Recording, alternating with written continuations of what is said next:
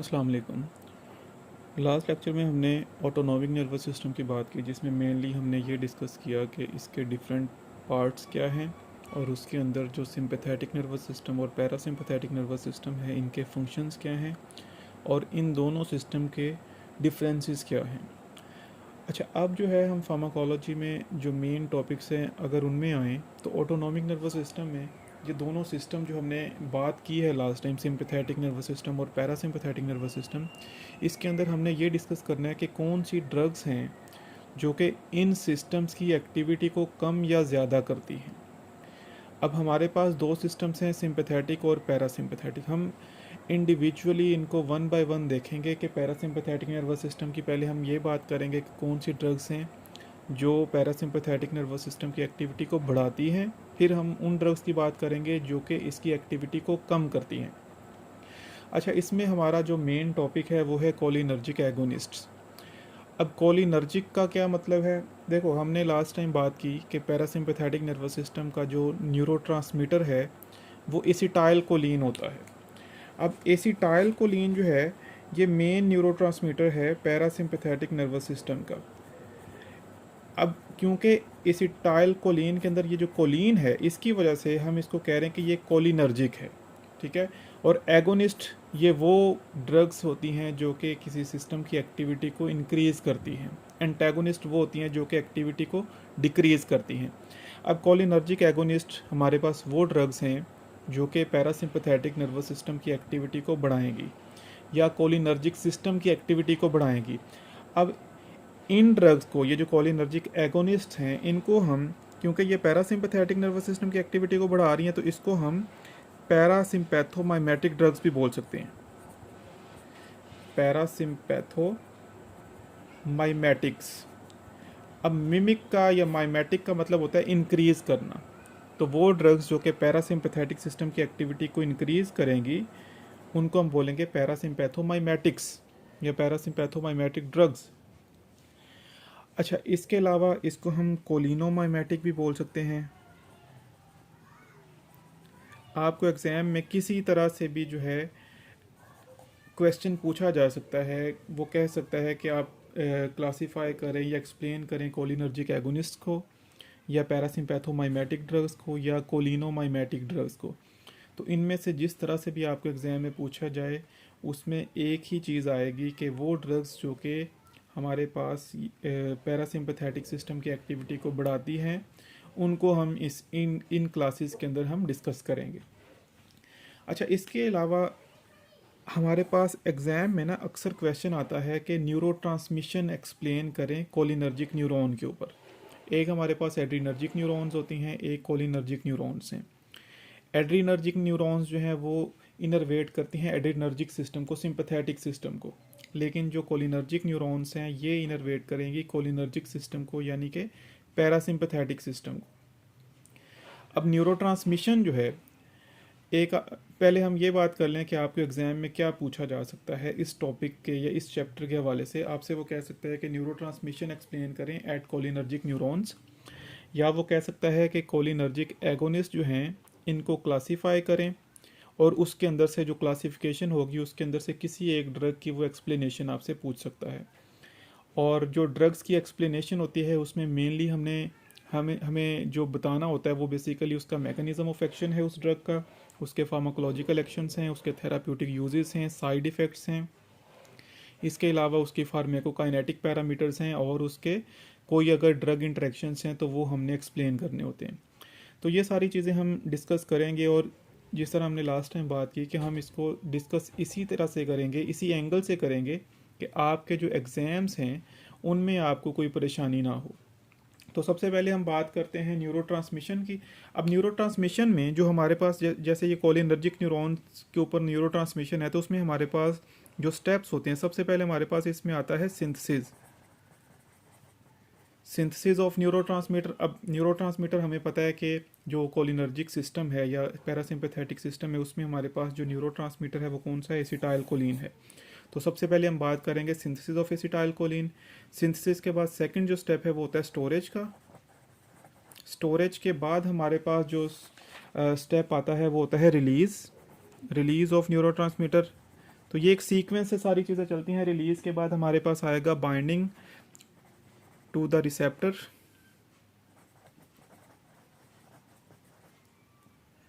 Binding to receptor के बाद हमारे पास जो है वो आ जाता है डिग्रेडेशन ऑफ न्यूरोट्रांसमीटर। डिग्रेडेशन के बाद लास्ट स्टेप जो है वो होता है रिसाइकलिंग का। अब कभी भी जिस भी टॉपिक के अंदर आपको न्यूरोट्रांसमिशन पूछी जाए किसी भी न्यूरोट्रांसमीटर की, तो उसमें सबसे पहले आपने सिंथेसिस ऑफ न्यूरोट्रांसमीटर की बात करनी है। सिंथेसिस के बाद वो न्यूरोट्रांसमीटर जो है वो स्टोर होगा, स्टोर होने के बाद उसका रिलीज़ होगा, रिलीज़ होने के बाद वो अपने रिसेप्टर के साथ बाइंड करेगा, बाइंड करने के बाद उसकी डिग्रेडेशन होगी, उसके बाद उसकी रिसाइकलिंग होगी। तो ये सारे स्टेप्स जो हैं ये बेसिकली न्यूरोट्रांसमिशन के हैं।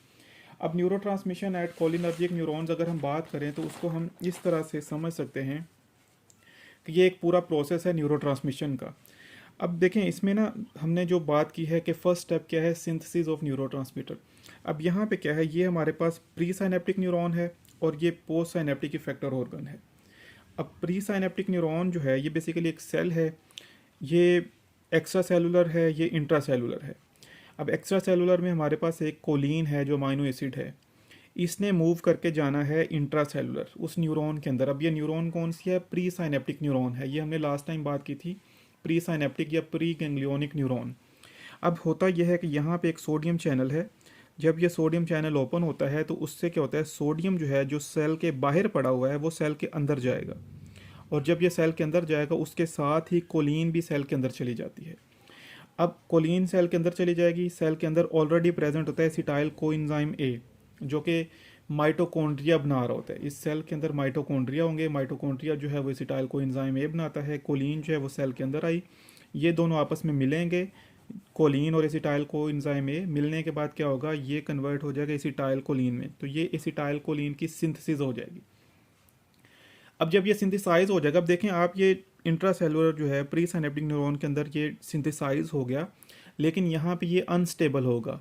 इसको स्टेबल करने के लिए क्या होता है, हमारे पास यहाँ पे प्री साइनेप्टिक वेजिकल्स होते हैं। ये वेजिकल्स जो हैं इसके अंदर ये न्यूरोट्रांसमीटर स्टोर हो जाएगा। ये स्टोरेज बेसिकली सिर्फ इतना काम कर रही है कि उसको स्टेबलाइज कर रही है, उसको डिग्रेड होने से बचा रही है। अच्छा, स्टोरेज होने के बाद उसके बाद क्या होगा, थर्ड स्टेप हमने कहा था, थर्ड स्टेप क्या है, रिलीज ऑफ न्यूरोट्रांसमीटर। अब होता यह है कि ये सोडियम चैनल कैसे ओपन होता है, जब यहाँ पे कोई हमारे पास जो है वो एक्शन पोटेंशियल जनरेट होता है। अब जब एक्शन पोटेंशियल जनरेट होता है वो थ्रू आउट द मेम्ब्रेन चलता है एक्शन पोटेंशियल। वो एक्शन पोटेंशियल यहाँ पे आएगा, यहाँ पे जब आएगा तो यहाँ पे कैल्शियम चैनल्स प्रेजेंट हैं, ये कैल्शियम चैनल्स ओपन हो जाएंगे। कैल्शियम चैनल्स जब ओपन होंगे तो कैल्शियम सेल के अंदर आ जाएगा। कैल्शियम जब सेल के अंदर आ जाएगा तो ये क्या करता है, ये जो मेम्ब्रेन है वेजिकल की, इसको और इसकी जो सेल मेम्ब्रेन है सेल की, इनको आपस में डिफ्यूज़ करवा देता है। जब ये डिफ्यूज़ हो जाएंगी तो उसके बाद क्या होगा कि ये जो सेल के अंदर या वेजिकल के अंदर जो स्टोर्ड एसिटाइल कोलिन है वो रिलीज़ हो जाएगी। अब ये रिलीज़ कहाँ पे हो रही है, यहाँ पे हमारे पास होता है साइनेप्टिक क्लेफ्ट। तो प्री साइनेप्टिक न्यूरॉन से वो रिलीज़ हो गया न्यूरोट्रांसमीटर और कहाँ पे आ गया, साइनेप्टिक क्लेफ्ट में। तो ये हमारे पास हो गया थर्ड स्टेप। फोर्थ स्टेप में हमने ये बात की कि उसने क्या करना है, बाइंड करना है अपने रिसेप्टर के साथ। अब ये पोस्ट साइनेप्टिक रिसेप्टर हमारे पास ऑर्गन है, यहाँ पे ये रिसेप्टर प्रेजेंट हैं। अब ये एसिटाइलकोलिन यहाँ से बाइंड करेगी इस रिसेप्टर के साथ, और जब ये बाइंडिंग होगी उसके बाद उस एसिटाइलकोलिन के इफ़ेक्ट्स आएंगे। अब एसिटाइलकोलिन के इफ़ेक्ट्स क्या आएंगे, लास्ट टाइम हमने बात की थी कि normal functions of parasympathetic system. तो हर ऑर्गन के ऊपर जो नॉर्मल हमारे फंक्शंस थे पैरासिम्पैथेटिक सिस्टम के, वो इंक्रीज़ हो जाएंगे। जैसे फॉर एग्जांपल हमने कहा था कि जब पैरासिम्पैथेटिक सिस्टम एक्टिवेट होता है रेस्ट एंड डाइजेस्ट की सूरत में, तो प्यूपिल जो है वो कॉन्स्ट्रिक्ट हो जाता है, आइज़ के अंदर मायोसिस हो जाती है। तो जब ये एसिटाइलकोलिन यहाँ पे बाइंड करेगा तो क्योंकि ये कोलिनर्जिक सिस्टम को एक्टिवेट कर रहा है तो पैरासिम्पैथेटिक सिस्टम की एक्टिविटी बढ़ जाएगी, प्यूपिल की कॉन्स्ट्रिक्शन हो जाएगी, मायोसिस हो जाएगी। इसी तरह से हार्ट रेट कम हो जाएगा, जीआईटी की मोटिलिटी इंक्रीज हो जाएगी। तो ये इस तरह से रिसेप्टर के साथ बाइंड करके अपने इफेक्ट्स देगा। देन हमने ये बात की कि ये जो एसिटाइलकोलिन है इसके बाद इसकी डिग्रेडेशन होगी। देखो यहाँ पे जब एसिटाइलकोलिन रिलीज़ हो रहा है और उसकी कंसंट्रेशन यहाँ पे बहुत ज़्यादा हो रही है, जितनी ज़्यादा कंसंट्रेशन यहाँ पे होगी न्यूरोट्रांसमीटर की, उतना ज़्यादा वो बाइंड करेगा अपने रिसेप्टर्स के साथ और उतना ज़्यादा उस सिस्टम की एक्टिविटी इंक्रीज़ हो जाएगी। अब जब बहुत ज़्यादा सिस्टम की एक्टिविटी इंक्रीज़ हो जाती है तो उसके बाद हमें उसको रिवर्स करना होता है। तो यहाँ पे हमारे पास कुछ इंजाइम्स होते हैं जिसको हम बोलते हैं acetyl cholinesterase enzyme. Acetyl cholinesterase enzymes, ये एंजाइम्स क्या करते हैं, इस एसिटाइल कोलिन को डीग्रेड कर देते हैं या ब्रेक डाउन कर देते हैं।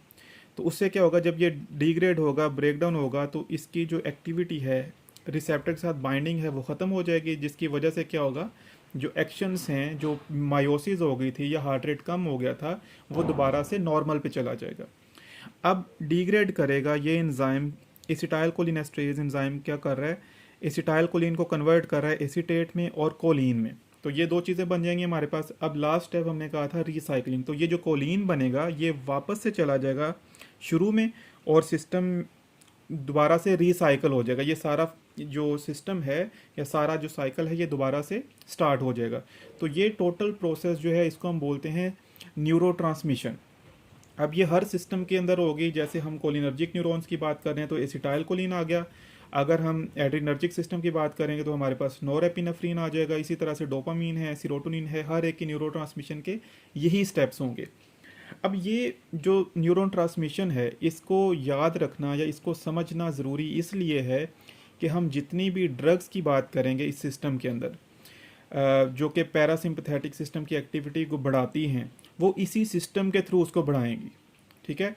अब उन ड्रग्स पे जाने से पहले हमें एक और बात ये पता होनी चाहिए जो एग्ज़ाम्स के पॉइंट ऑफ व्यू से इम्पोर्टेंट है या आपको वाइवा में या एमसीक्यूज़ में पूछी जा सकती है। वो ये है कि ये जो हमारे पास अब न्यूरोट्रांसमिशन हुई है, ये इसके अंदर बहुत सी ड्रग्स जो हैं इसको डायरेक्टली या इनडायरेक्टली अफेक्ट करती हैं। जैसे फॉर एग्जांपल स्टार्ट में क्या था, कोलिन आई और वो एसिटाइल कोएंजाइम ए से बाइंड किया जिसकी वजह से एसिटाइल कोलिन बना।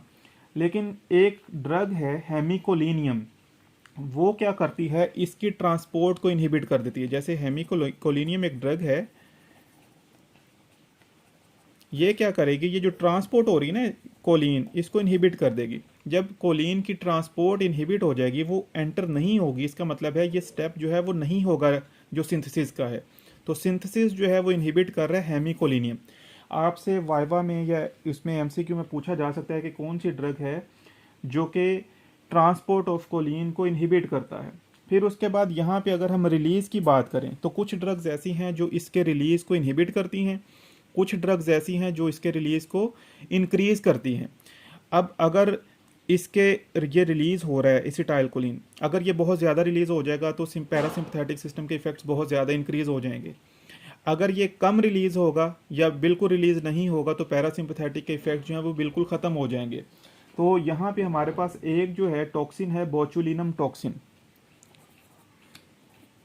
बोचुलिन, ये आपको एमसीक्यूज के लिए जो है वो बहुत ज़रूरी है याद रखना। बोचुलिनम टॉक्सिन जो है ये क्या करता है, ये हमारे पास जो रिलीज़ है एसिटाइलकोलिन का उसको ब्लॉक करता है, रिलीज़ को इनहिबिट कर देगा। अगर ये बोचुलिनम टॉक्सिन हम लेंगे, कोई पेशेंट लेगा, तो उसमें क्या होगा, ये एसिटाइलकोलिन रिलीज़ नहीं होगा तो पैरासिम्पथेटिक के जो इफ़ेक्ट्स हैं वो कम हो जाएंगे। इसी तरह से जो स्पाइडर वेनम है, वेनम जो है, स्पाइडर वेनम, ये क्या करती है, ये जो रिलीज़ है एसिटाइलकोलिन को उसको इंक्रीज़ करवा देती है। इसका मतलब है स्पाइडर वेनम अगर किसी में चला जाता है तो एसिटाइलकोलिन जो है वो ज़्यादा रिलीज़ होने लग जाएगा। जितना ज़्यादा वो रिलीज़ होगा इसका मतलब है उतने ज़्यादा पैरासिम्पथेटिक सिस्टम के इफ़ेक्ट्स आएंगे। तो ये जो हैं कुछ चीज़ें हमें पता होनी चाहिए जो कि ज़रूरी हैं आपके वाइवा के लिए या एमसीक्यूज़ के लिए। और ओवरऑल जो ये सिस्टम है पैरासिम्पथेटिक सिस्टम, उसके अंदर जो ड्रग्स की हमने बात करनी है ये उसके लिए बहुत इंपॉर्टेंट है, क्योंकि उन ड्रग्स ने इसी के ऊपर, इसी सिस्टम के ऊपर एक्ट करके अपना इफेक्ट देना है। चाहे वो ड्रग्स जो हैं पैरासिम्पथेटिक की एक्टिविटी को बढ़ाएं या उसको कम करें, इसी न्यूरोट्रांसमिशन के थ्रू उसने काम करना है। तो फर्दर जो है हम अब बात करेंगे कि कौन सी ड्रग्स हैं जो कि पैरासिम्पथेटिक सिस्टम की एक्टिविटी को बढ़ाती हैं, उनकी क्लासिफिकेशन क्या है, और फर्दर हम उसकी 1 बाय 1 ड्रग्स की बात करेंगे।